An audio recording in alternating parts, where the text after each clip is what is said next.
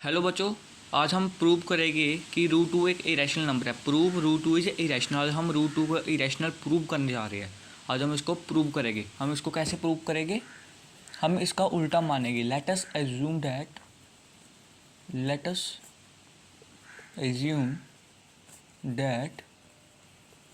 Root two be my rational number. हमने उल्टा मान लिया। कह रहा था कि रूट टू को इरेशनल प्रूव करो, पर हमने रूट टू को रैशनल नंबर मान लिया। हमने उसका उल्टा मान लिया। Root two be my rational number. हमने इसको जे लिख दिया।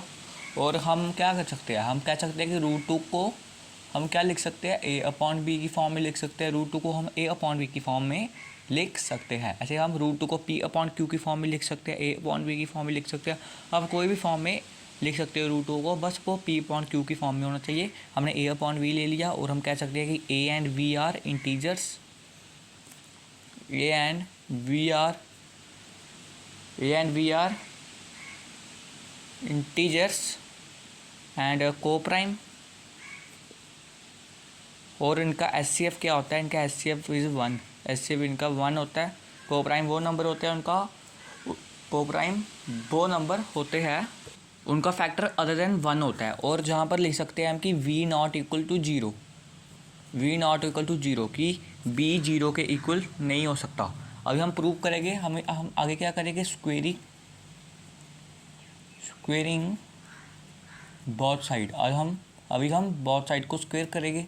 रूट टू को स्क्वेयर करेंगे और ए स्क्वेयर अपॉन वी स्क्वेयर करेंगे। जो रूट है और स्क्वेयर है जो कट जाएगा तो क्या आएगा? 2 equal to a square upon b square. और अभी कितना आएगा? अभी आएगा 2v स्क्वेयर इक्वल ए स्क्वेयर।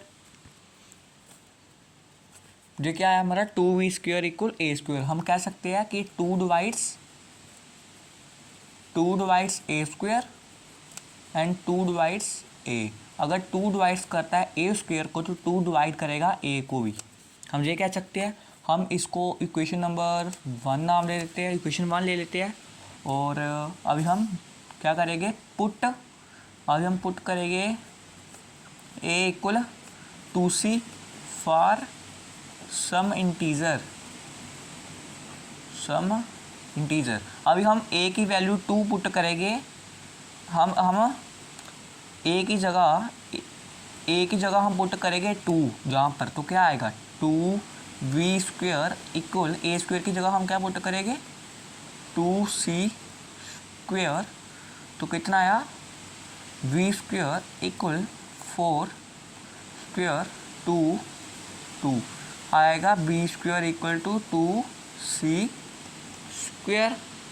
तो अब हम कह सकते हैं कि v की 2 डिवाइड्स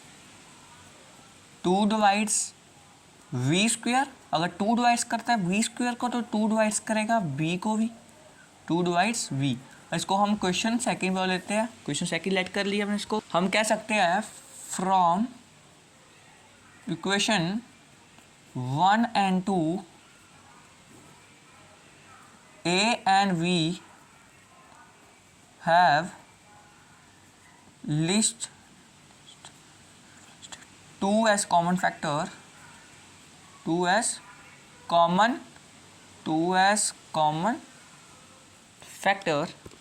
आगे हमने लिखना है what this contradict that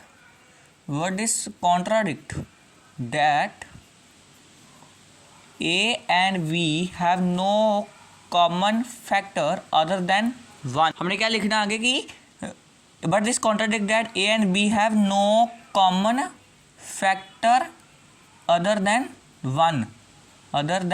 मैं आपको समझाता हूँ इसका क्या मतलब हुआ। other than 1 आगे हमने लिखना है this means our supposition, this means our observation। आप observation भी लिख सकते हो। our observation is wrong, hence root 2 is my irrational